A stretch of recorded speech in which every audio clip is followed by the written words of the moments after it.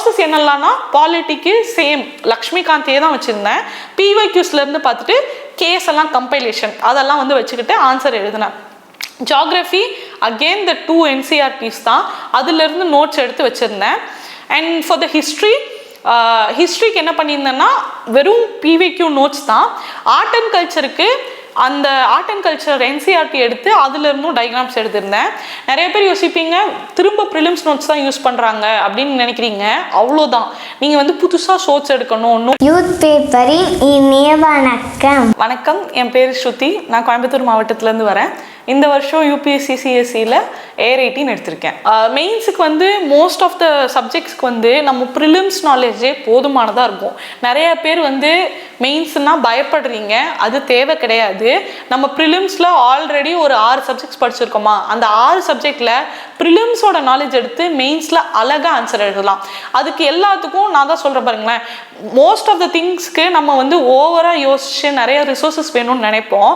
But இருக்கிறத வச்சு அழகாக எக்ஸிக்யூட் பண்ணுறது தான் மெயின்ஸோட ஸ்மார்ட்னஸ். ப்ரிலிம்ஸில் எப்படி அதுக்கு ஒரு ஸ்மார்ட்னஸ் தேவைப்படுதோ மெயின்ஸுக்கான ஸ்மார்ட்னஸ் எக்ஸிக்யூஷனில் தான் இருக்குது.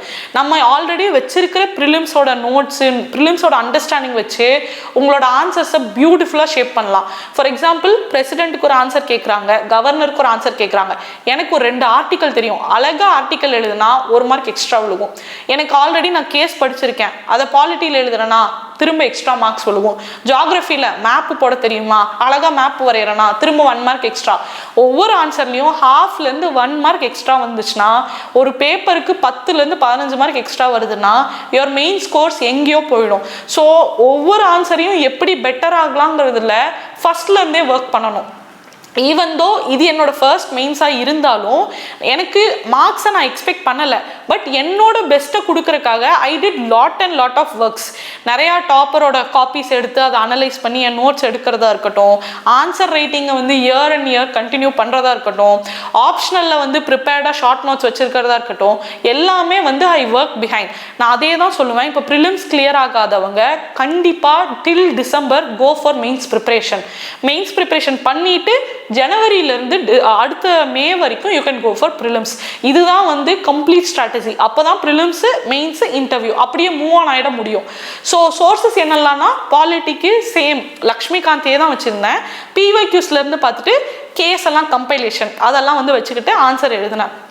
ஜாகிரஃபி அகெயின் த 2 NCERTs தான், அதுலேருந்து நோட்ஸ் எடுத்து வச்சுருந்தேன். அண்ட் ஃபார் த ஹிஸ்ட்ரிக்கு என்ன பண்ணியிருந்தேன்னா வெறும் பிவிக்யூ நோட்ஸ் தான். ஆர்ட் அண்ட் கல்ச்சருக்கு அந்த ஆர்ட் அண்ட் கல்ச்சர் NCERT எடுத்து அதுலேருந்தும் டயக்ராம்ஸ் எடுத்திருந்தேன். நிறைய பேர் யோசிப்பீங்க திரும்ப ப்ரிலிம்ஸ் நோட்ஸ் தான் யூஸ் பண்ணுறாங்க அப்படின்னு நினைக்கிறீங்க. அவ்வளோதான், நீங்கள் வந்து புதுசாக நோட்ஸ் எடுக்கணும், திரும்ப படிக்கணும், அந்த மாதிரிலாம் வந்து ரொம்ப ப்ரெஷர் போடாதீங்க. ஏன்னா அந்த 75 டேஸில் டூவபிளான நம்ம விஷயம் என்னமோ அதை தான் பண்ணணும். அதே மாதிரி நம்ம வந்து ஒரு 20 விஷயம் பிளான் பண்ணுவோம். நாள் குறைய எது இம்பார்ட்டண்ட்டோ அதை வச்சுட்டு மிச்சத்தை எல்லாத்தையும் விட்டுறணும். இப்போ நான் வந்து யோசிப்பேன், இந்த சோர்ஸ்லேருந்து இந்த படிக்கணும், இந்த புக்கை வந்து முடிக்கணும், இந்த யூடியூப் ரிசோர்ஸ் பார்க்கணும்னு நினைப்பேன். கடைசி நாள் ஆக எல்லாத்தையும் தள்ளிட்டு பிவைக்யூ பார்க்குறோம், ஆன்சர் எழுதுகிறோம். எது இம்பார்ட்டண்ட்டோ அதை வந்து குறைச்சிட்டே வரணும்.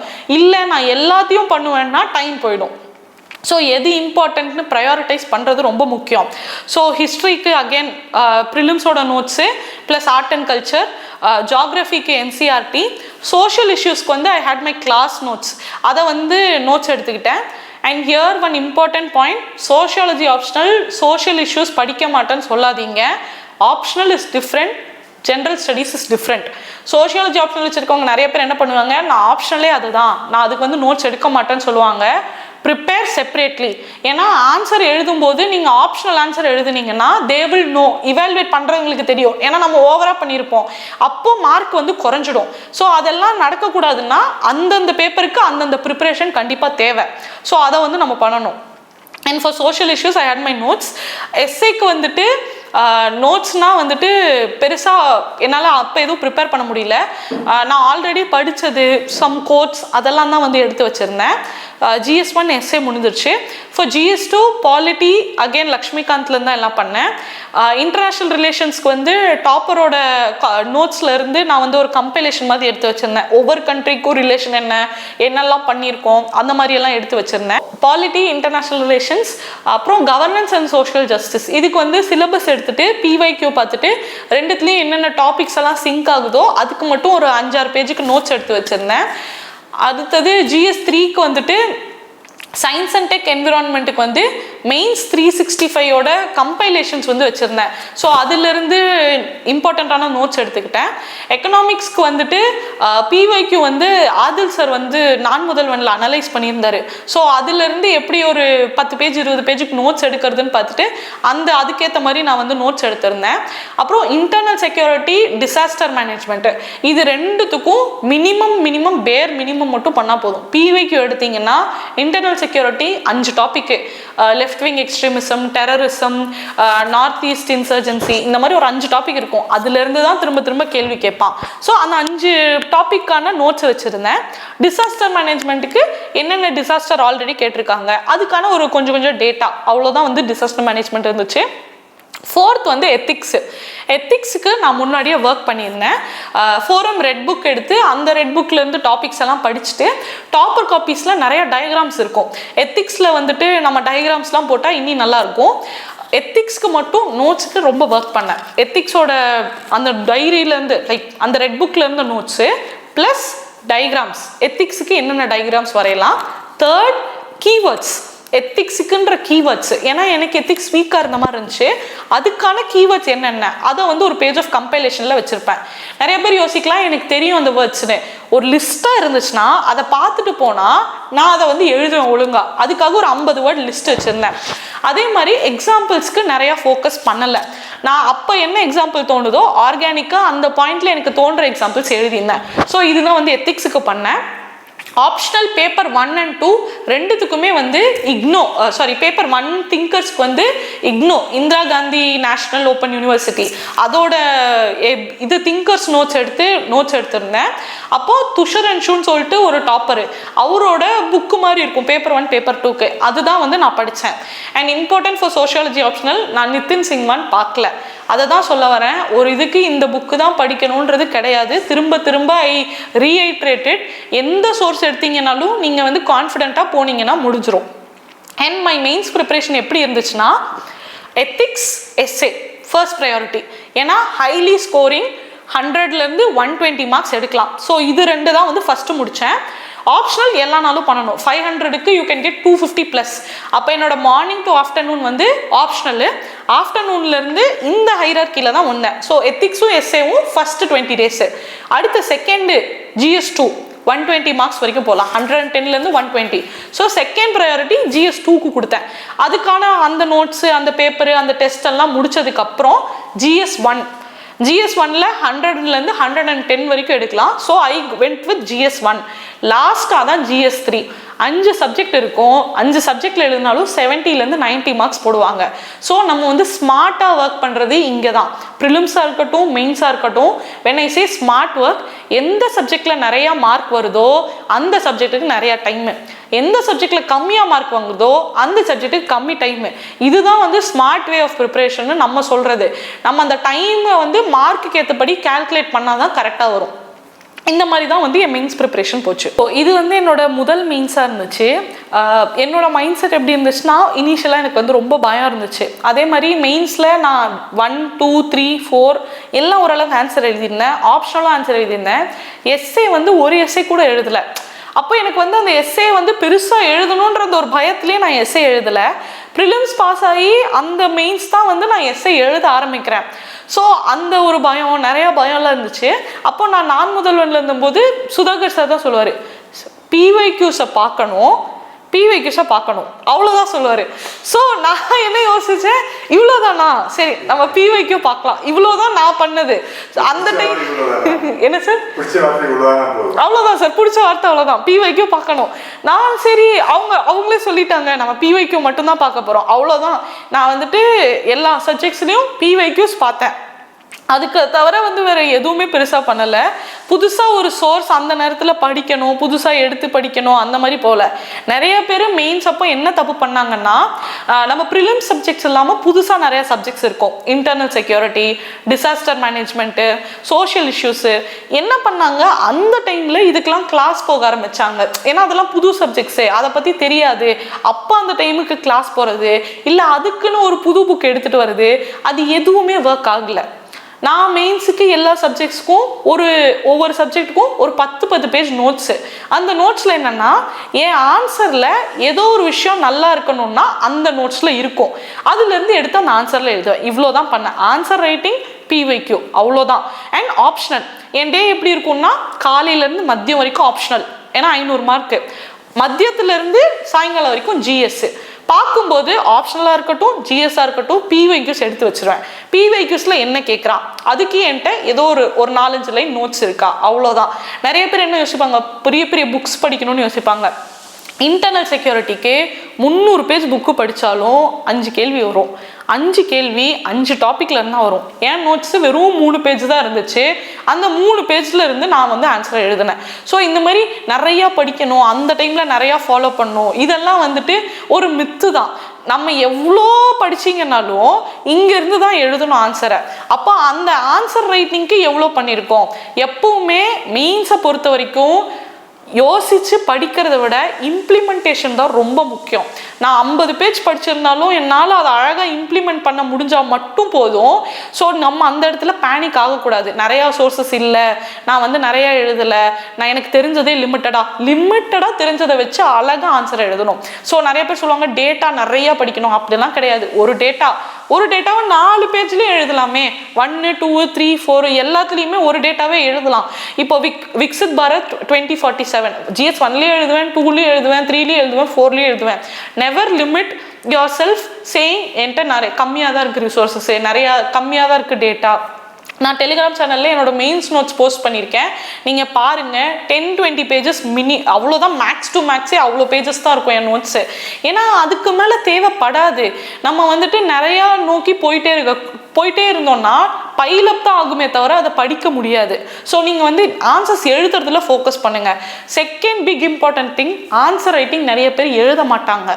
எழுதாமல் கரெக்டாக இம்ப்ளிமெண்ட் ஆகாது. ஃபஸ்ட்டு என் ஆன்சர் எழுதும்போது எனக்கு ஆன்சர் எப்படி ஸ்ட்ரக்சர் பண்ணுறதுனே தெரியலை.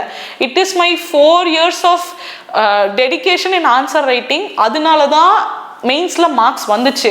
ஸோ நாங்கள்லாம் சொல்லும்போது இவ்வளோ சிம்பிளான்னு யோசிக்காதீங்க. அதுக்கான எஃபர்ட்டை நம்ம போடணும். கண்டிப்பாக டெய்லி ஆன்சர் எழுதணும். I used to write daily 2-3 answers for 4 consecutive years. That made my answer look better. நிறைய பேர் GS ஆன்சர் பார்த்தோன்னே பாருப்பா இவங்கெல்லாம் சூப்பராக படித்து ஆன்சர் எழுதுறாங்க, அப்படிலாம் கிடையாது. Years and years of hard work இருக்குது. நான் சொல்ல வர்றது என்னன்னா, it is doable for anyone. நாங்கள் சொல்ல வர்றது அந்த ஒரு விஷயம்தான். யார் நினச்சாலும் அந்த மாதிரி ஆன்சர் எழுதலாம், ப்ரொவைடட் நீங்கள் years and years of dedication போடணும். யாருமே ஃபஸ்ட் ஆன்சர் பெண்ணை எடுத்து எழுதணுன்னே எங்களை மாதிரி நல்ல ஆன்சர் எழுதிட மாட்டாங்க. ஆனால் கண்டினியூஸாக எழுதுனாதான் அந்த நல்ல ஆன்சர் வரும். ஸோ ஆன்சர் ரைட்டிங்கில் என் ஆன்சரை எப்படி பெட்டர் பண்ணலாம், அதுதான் என்னோட கொஸ்டின். அதே மாதிரி ஸ்டார்ட் பண்ண போகிற எல்லாரும் என்ன யோசிப்பீங்க, 20 ஆன்சரும் சூப்பராக இருக்கணும். அது யாருனாலையுமே முடியாது. 20 கொஸ்டினும் ஆன்சரும் யாருக்கும் தெரியாது. 15 questions 16 questions தான் டூவபிளாக இருக்கும். அந்த கொஸ்டின்ஸ்க்கு நான் ஜஸ்டிஸ் பண்ணுவேன், அவ்வளோதான். அதே மாதிரி 20 ஆன்சர் எழுதுறேன்னா ஏதோ ஒரு விஷயம் என் ஆன்சரில் டிஃப்ரெண்ட்டாக இருக்கணும். I made sure. ஒரு டயக்ராம் போடுறேன்னா, ஒரு மேப்பு, ஒரு இந்தியா மேப்பு, வேர்ல்டு மேப்பு, 10 செகண்டில் மேப் வரைய கற்றுக்கிட்டேன். இதுக்காக இது ஒரு சின்ன எஃபர்ட் தான். ஆனால் நான் ஒரு 10 டயக்ராம் வரைஞ்சி 10 மார்க் எனக்கு அடிஷ்னலாக வந்துச்சுன்னா என் ரேங்க் எங்கேயோ போயிடும். ஸோ இந்த மாதிரி சின்ன சின்ன விஷயத்தெல்லாம் நம்ம தான் ஒர்க் பண்ணணும். என் ஹேண்ட் ரைட்டிங் நல்லா தான் இருக்கும், ஆனால் ப்ரெசன்டேஷனில் நான் ஒர்க் பண்ணேன். ஏன்னா பார்க்குறவர் நான் வந்து அவருக்கு காட்டணும், அவர் வந்து எஃபர்ட் எடுத்து பார்க்க போகிறது இல்லை என் ஆன்சரை. ஸோ ஹைலைட் பண்ணுமா, ஒரு கீவேர்ட்னா பாக்ஸ் போடுறது, இல்லை ஹைலைட் பண்ணுறது, ரொம்ப இம்பார்ட்டண்ட்டான கீவேர்டாக கேப்ஸில் எழுதுறது, டயக்ராம் போடுறது, என் பேப்பரை ப்ரெசன்டபுளாக காட்ட வேண்டியது என் side of the effort that I need to put. அவங்க வந்து தேடி தேடி உங்கள் ஆன்சரை பார்க்க போகிறது கிடையாது. அவங்களுக்கு ஒன் டைம் இப்படி பார்க்கும்போது நாங்கள் எல்லாத்தையும் காட்டணும். ஐ மேட் ஷுர் என் ப்ரெசன்டேஷனில் அது இருந்துச்சு. இந்த இடத்தெல்லாம் யூ ஷுட் ஒர்க். நமக்கு வந்து அது 1 டேலையோ 2 டேலையோ, நிறைய பேர் என்ன யோசிப்பீங்கன்னா எக்ஸாம் ஹாலில் போய் எழுதிக்கலாம், அது கண்டிப்பாக நடக்காது. It is a very very stressful situation. I say, நான் வந்து GS1 எழுதுறேன். ஃபஸ்ட்டு பேப்பரு எழுத ஆரம்பிச்சு ஒரு 2 கொஸ்டின் மேலே, even though I did years and years of answer writing, எனக்கு டக்குன்னு பிளாங்க் அவுட் ஆயிடுச்சு. அந்த ஒரு பதட்டத்தில், ஒரு பயத்தில், என்னடா இது ஆன்சர் வர மாட்டேங்குது, பாயிண்ட் வர மாட்டேங்குது, நம்ம வந்து நிறுத்திடுவோமா, எழுந்து போயிடுவோமா, அந்த மாதிரி ஒரு மைண்ட் செட் வந்துச்சு. அப்போ யோசிச்சேன், சரி என்னன்னாலும் பரவாயில்ல, அதான் எழுத ஆரம்பிச்சிட்டோம்ல, எழுதுவோம். நமக்கு வந்து அந்த இடத்துல அதுவே பெரிய விஷயம். சப்கான்ஷியஸாக இவ்வளோ நாள் நான் என்ன பண்ணணும் அது மட்டும்தான் வரும். நான் அங்கே போய் டயக்ராம் போட்டுக்குவேன், இங்கே ஆன்சர்லாம் டயக்ராமே போட மாட்டேன்னா அங்கே யோசிக்கிறதுக்கு டைம் கிடையாது. கண்டிப்பாக அந்த இடத்துல அது ஒர்க்கும் ஆகாது. It might be harsh reality, but truth அதுதான். இங்கேருந்தே ஆன்சர் ரைட்டிங் ப்ராக்டிஸ் பண்ணிட்டு போகணும். மேபி சில டாப்பர் சொல்லலாம் நான் ஆன்சர்ஸ் கம்மியாக எழுதினேன், பட் அவங்களுக்கு அது கிளிக் ஆச்சு. அது அது நார்மலைஸ்டான ஒரு விஷயம் கிடையாது. எல்லாத்துனாலையும் ஒரு செகண்டில் போயிட்டு அங்கே போய் ஆன்சர் எழுத முடியும்னா அது கிடையாது. அதே மாதிரி கொஸ்டினை எவ்வளோ தூரம் அண்டர்ஸ்டாண்ட் பண்ணி எழுதுறோமோ அதுக்கு தான் மார்க். நம்ம வந்துட்டு நிறையா பாயிண்ட் எழுதுனா மார்க்கு அப்படின்னு நிறைய பேர் சொல்லுவாங்க. It is a complete myth. 10 மார்க்கருக்கு 10 பாயிண்ட் எழுதணும்னு நிறையா வீடியோஸில் சொல்லுவாங்க. அப்படியெல்லாம் எழுதணுன்ற அவசியம் கிடையாது. நான் என்னோட பேப்பர்ஸ் காப்பீஸ் போட்டிருக்கேன், ஆன்சர் காப்பீஸ் போய் பாருங்க. I used to write 7-8 points. ஆனால் எனக்கு என்ன தோணுச்சோ I did justice to the answer. நீங்கள் அந்த ஆன்சருக்கு, அந்த கொஸ்டினுக்கு எவ்வளோ தூரம் ஜஸ்டிஸ் கொடுத்து ஆன்சர் எழுதுறீங்களோ that is what matters. Quality over quantity, that is very important when it comes to mains. The GS or the optional எல்லாத்துக்கும் அதே தான். அதே மாதிரி எஸ்ஏ எழுதுறவங்க என்ன பண்ணுவாங்க, ஒரு ஹெசிடேஷனோட இருப்பாங்க. இவ்வளோ பேஜஸா, ஒரு 12 பேஜ் எஸ்ஏ எழுதுறதா, எனக்கு வந்து ஒரு பேனிக்காக இருக்குது, நான் கரெக்டாக எழுதுறேன்னா இல்லையா, தப்பாக எழுதுறேன்னா, இங்கிலீஷ் எப்படி இருக்கணும், பேசிக் இங்கிலீஷ் ஃப்ளவரியாக இருக்கணும், வெக்காபுலரி இருக்கணும், அப்படியெல்லாம் கிடையாது. சொல்ல வந்ததை கரெக்டாக சொல்லணும். You should put your arguments forward. ஒரு ஆர்குமெண்ட், ஒரு எக்ஸாம்பிள், அந்த மாதிரி ஒரு 10 பேரா, அவ்வளோதான். ஸோ எதுவும் நினச்சும் வந்து பேனிக் ஆகக்கூடாது. அதுதான் வந்து மெயின்ஸோட இம்பார்ட்டண்ட்டான விஷயம். நீங்கள் வந்து அந்த டைமில் லிமிட்டடாக தான் இருக்கும். 75 டேஸுங்கிறது ரொம்ப கம்மி டைம். அப்போ புதுசாக ஒரு விஷயம் பண்ணணும்னு யோசிக்காதீங்க. ஆப்ஷனல் முன்னே ரெடியாக இருக்கிறது சஜஸ்டபிள், வெரி வெரி இம்பார்ட்டன்ட். ஆப்ஷனலாக இருக்கட்டும், மெயின்ஸாக இருக்கட்டும், நான் அந்த ப்ரிலிம்ஸ் முன்னாடியே நான் வந்து ப்ரிப்பேர் ஆகியிருந்தேன்னா சேஃபர் சைட். ஏன்னா எனக்கு அந்த 75 நாளில் அதை ரிஃபைன் பண்ணிவிடுவேன். இல்லை நான் புதுசாக தான் பண்ண போகிறேன்னா கொஞ்சம் ரிஸ்க் இருக்குது. ஸோ ஆரம்பத்தில் மெயின்ஸ் ஆரம்பிக்கும் போது நிறைய ஆஸ்பிரன்ஸ் பண்ணுற தப்பு நான் பண்ணாமல் சேஃபாக இருந்துட்டேன். எல்லாம் தப்பு என்ன பண்ணுவாங்கன்னா, மொத்த கோச்சிங்கும் முடியட்டும், எல்லா சப்ஜெக்ட்ஸும் முடிச்சு 1 வருஷம் ஃபவுண்டேஷன் முடிச்சோடனே எனக்கு எல்லாம் தெரிஞ்சிடும், அப்புறம் நான் ஆன்சர் ரைட்டிங் ஆரம்பிப்பேன்னு பண்ணுவாங்க. அது ரொம்ப பெரிய தப்பு. ஏன்னா அப்போ வந்து ரொம்ப லேட் ஆகிடும், 1 வருஷமே முடிஞ்சிடும். நான் வந்து என்ன பண்ணேன்னா, ஒரு சப்ஜெக்டில் ஒரு டாபிக் முடிச்சதுக்கப்புறமே லைட்டாக ஆன்சர்ஸ் எழுத ஆரம்பிச்சிட்டேன். முதல்ல ஆன்சர் எப்படி எழுதுவேன்னா, எனக்கு அந்த இன்ட்ரடக்ஷன், பாடி, கன்க்ளூஷன் அது எப்படி எழுதுனதே தெரியாது. மொத்தமாக பேராவா நிறைய எழுதிடுவேன். இப்போ என் ஆன்சர் பார்த்தா கூட எனக்கு அங்கேருந்து இவ்வளோ தூரம் எப்படி ட்ராவல் ஆகி வந்தேங்கிறது என்னாலே புரிஞ்சுக்க முடியல. பட் எஃபர்ட் போட்டிருக்கோம் அதுக்காக. அதுதான் வந்து எனக்கு தெரிஞ்ச ஒரு விஷயம். ஸோ இனிஷியலாக நான் வந்து நிறைய நம்பர் கவுண்ட்டு, பாயிண்ட்ஸ் வச்சு எழுதணும், டயக்ராம் போடணும், இது எதுவுமே எனக்கு தெரியல. பட் டாப்பரோட ஆன்சர் காப்பீஸ் பார்க்குறது, அவங்க எப்படி டயக்ராம் போட்டிருக்காங்க, பாயிண்ட் எப்படி எழுதுறது, அதே மாதிரி என்னோட ஸ்டைல் ஆஃப் ஆன்சர் ரைட்டிங் எப்படி, எனக்கு கீவேர்ட்னா வந்து ஹைலைட் பண்ணணும், ஸோ அதை எப்படி நான் வந்து இன்னும் என்ஹான்ஸ் பண்ணுறது, அந்த கொஸ்டினை எப்படி புரிஞ்சுக்கிறது, இது எல்லாமே நானாக ஒர்க் பண்ணது. எனக்கு எப்படி இருக்கும்னா, நைட்லாம் தூங்கிட்டு இருப்பேன், டக்குன்னு ஒரு நல்ல பாயிண்ட் ஆன்சர் வந்து தோணும். டக்குன்னு அந்த பாயிண்ட் தோணுனோடனே அதை அப்படியே மைண்டில் வச்சுக்கிட்டு ஏதோ ஒரு ஆன்சரில் அந்த பாயிண்ட் எழுதணும்னா டக்குன்னு போய் எழுதிடுவேன். So example let's say blue economy, ஒரு நாள் எங்கேயோ படித்தேன், அது படித்தது எனக்கு ஞாபகம் இருந்தோடனே ஏதோ ஒரு ஆன்சரில் ப்ளூ எக்கானமி எழுதணும்னா அங்கே போய் எழுதிடுவேன். யூடியூபாக இருக்கட்டும், நியூஸ் பேப்பராக இருக்கட்டும், எவ்ரிதிங் வாஸ் மை ரிசோர்ஸ். ஏதோ ஒரு விஷயத்தில் ஒரு நல்ல பாயிண்ட் கிடச்சிச்சுன்னா அதை எடுத்து அதை நோட்ஸில் எழுதிக்குவேன். அதே மாதிரி மெயின்ஸில் there are subject specific keywords, அது எழுதினாதான் அந்த சப்ஜெக்ட் மாதிரி இருக்கும். லைக் லெட்ஸ் சே GS1னா அதுலேயே 3-4 பேப்பர் இருக்குது, ஹிஸ்ட்ரி, ஜியாகிரஃபி, சோஷியல் இஷ்யூஸ் இருக்குது. சோஷியல் இஷ்யூஸில் அதுக்கேற்ற கீவேர்டு எழுதினாதான் அந்த ஆன்சர் பார்க்க அந்த சப்ஜெக்ட் ஆன்சர் மாதிரி இருக்கும். ஸோ அந்த கீவேர்ட்ஸ் என்னங்கிறத நம்ம வந்து தேடி எடுத்து எழுதணும். ஆப்ஷனல்லையும் அதே மாதிரி தான், அந்த ஆப்ஷனலுக்குங்கிற கீவேர்ட்ஸ் இருக்கும், அதை எழுதினாதான் your marks will be higher. ஜென்ரலாக GS ஆன்சர் மாதிரி எழுதுனா மார்க்ஸ் கம்மியாக தான் இருக்கும். ஸோ நான் சோஷியாலஜி ஆப்ஷனல், நிறைய பேர் என்ன சொல்லுவாங்கன்னா GS கொஸ்டின் கேட்குறாங்க, நாங்கள் ஜிஎஸ் ஆன்சர் எழுதுகிறோம், மார்க் கம்மியாக வருது. ஸோ 200 220 மார்க் ஆவரேஜ் வரும். ஏன்னா அவன் ஜிஎஸ் மாதிரி கொஸ்டின் கேட்டாலும் நீங்கள் சோஷியாலஜி ஆப்ஷனல் எடுத்திருந்தீங்கன்னா சோஷியாலஜி ஆன்சர் தான் அங்கே எழுதணும். அந்த இடத்துல ஜிஎஸ்ஸாக உங்கள் ஆன்சர் இருந்துச்சுன்னா ஆவரேஜ் மார்க்ஸ் தான் வரும். அந்த இடத்துல எப்படி அந்த ஆப்ஷனலோட கீவேர்ட்ஸ் போடுறது, அந்த டைமென்ஷனில் எப்படி யோசிக்கிறது, மெயின்ஸ் ஃபுல்லாமே நம்ம மைண்டில் எவ்வளோ ஒர்க் பண்ணி எவ்வளோ எக்ஸிக்யூட் பண்ணுறோமோ அதுக்கேற்றபடி தான் மார்க் ரிஃப்ளெக்ட் ஆகும். ஸோ மெயின்ஸ் எழுதணுன்னே அவங்களுக்கு ஃபஸ்ட்டு நான் சொன்ன மாதிரி கிளாஸ் எல்லாம் முடிச்சுட்டு ஆன்சர் ரைட்டிங் பண்ணலான்ற ஒரு மைண்ட் செட் இருக்கும். அதே மாதிரி செகண்ட் என்ன பண்ணுவாங்கன்னா, ஒரு 2-3 ஆன்சர்ஸ் எழுதுனதுக்கப்புறமே நல்ல ஆன்சர் வரணும் அப்படின்னு நினச்சிட்டு ஒரு டாப்பரோட காப்பியோட அவங்க கம்பேர் பண்ணுவாங்க. அவங்க வருஷமாக எழுதி தான் அந்த கடைசி எக்ஸாமுக்கு முன்னாடி இருந்த அந்த காப்பி தான் அவங்க கொண்டு வந்திருப்பாங்க. இவங்க என்ன பண்ணுவாங்க, ஒரு 2-3 ஆன்சர் எழுதினோடனே வருஷமாக எழுதின அந்த காப்பியோட கம்பேர் பண்ணி நம்ம ஆன்சர் வந்து நல்லா இல்லை அப்படின்னு சொல்லுவாங்க.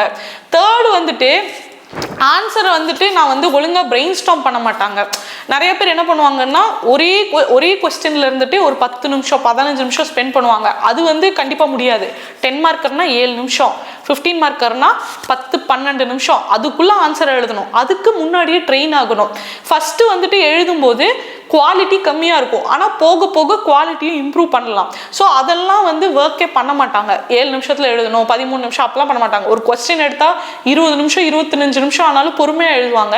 அப்படி எழுதுனா யாராக இருந்தாலும் சூப்பர் ஆன்சர் எழுதலாம். பட் அந்த கொடுத்த டைம் ஃப்ரேம்குள்ளே நம்ம எப்படி எழுதுகிறோம், அந்த ப்ரெஷரில் எப்படி ஹேண்டில் பண்ணுறோங்கிறது தான் முக்கியம். ஃபோர்த்து, பெருசாக டெஸ்ட்டே எழுத மாட்டாங்க சார். இப்போ ஒரு 3 மணி நேரம், காலையில் 3 மணி நேரம், சாயங்காலம் 3 மணி நேரம் எழுதி பார்த்தா தான் தெரியும். கையெல்லாம் செம்மையாக வலிக்கும். நம்மளால் வந்துட்டு GS1 GS2 முடிச்சுட்டு 3 and 4 எழுதும்போது வால்னி ஸ்ப்ரே கையில் அடிக்காமல் போய் ஆன்சர் எழுதவே முடியாது. ரொம்ப கஷ்டமாக இருக்கும். நம்ம மூவ் பண்ண ட்ரை பண்ணுவோம் கையை, ஆனால் கை மூவே ஆகாது. நம்ம டெஸ்ட் சீரீஸ்லாம் எழுதலைன்னா இந்த பெயின் எதுவுமே தெரியாது அவங்களுக்கு. அப்போ அந்த ப்ரெஷரில் வந்து அவங்களால வந்து அதை ஒழுங்காக ஹேண்டில் பண்ண முடியாது. அதே மாதிரி நிறைய பேர் என்ன சொல்லுவாங்க, எக்ஸாம் ஸ்ட்ரெஸ்ஸாக இருக்குது, அதனால நாங்கள் வந்து கொஸ்டினை ஒழுங்காக படிக்காமல் விட்டுட்டோம்பாங்க. இந்த ப்ரிலிம்ஸோ மெயின்ஸோ இந்த ஸ்ட்ரெஸ்ஸை நம்மளால் ஹேண்டில் பண்ண முடியலன்னா ஜாபில் எப்படி பண்ணுவீங்கன்னு தான் கேட்பாங்க. ஸோ அதுதான் வந்து இந்த எக்ஸாமுக்கான ஒரு கோர் ஐடியாவே. அவங்க எதிர்பார்க்குறது இந்த ஸ்ட்ரெஸ்ஸில் உன்னால் எவ்வளோ பர்ஃபார்ம் பண்ண முடியும். நம்ம வந்து இதை வந்து வேறு விதமாக எடுத்துகிட்டு எனக்கு ஸ்ட்ரெஸ்ஸாக இருக்குது, எனக்கு எக்ஸாம் ஃபியராக இருக்குது, கொஸ்டின் பேப்பர் பார்த்தா ஃபியராக இருக்குது, எல்லாத்துக்கும் அதே ஃபியர் இருக்கும். அதை தாண்டி அந்த இடத்துல நீ எப்படி பர்ஃபார்ம் பண்ணுற, ஏன்னா உன் ஜாபே ப்ரெஷர் கீழே ஒர்க் பண்ணுறது தான். நீங்கள் வந்துட்டு இந்த சின்ன எக்ஸாம் சர்க்கிளில் பார்க்காம உங்கள் ஜாபோட ரோல் என்னன்னு பார்த்தீங்கன்னா தான் உங்களுக்கு ஏன் இதை இவ்வளோ தூரம் வைக்கிறாங்கன்னு தெரியும். நான் ஏன் இவ்வளோ படிக்கிறேன்னு கேட்டிங்கன்னா, ஜாப் போனதுக்கப்புறம் ஒரு நாளைக்கு 300 பேஜ் ஃபைலை வந்து நான் படிக்கணும். அந்த இடத்துல நான் சோம்பேறித்தனம் படக்கூடாதுன்னா இங்கே நான் 3 மணி நேரம் படித்து எழுதுனா எனக்கு அப்போ இருக்காது. அந்த ஒரு மென்டல் ப்ரெஷரை டெஸ்ட் பண்ணுறதுக்கு தான் பார்க்குறாங்க. அதை தான் வந்து நம்ம அண்டர்ஸ்டாண்ட் பண்ணி அதுக்கேற்ற மாதிரி நம்மளை வந்து ஷேப் பண்ணிக்கணும்.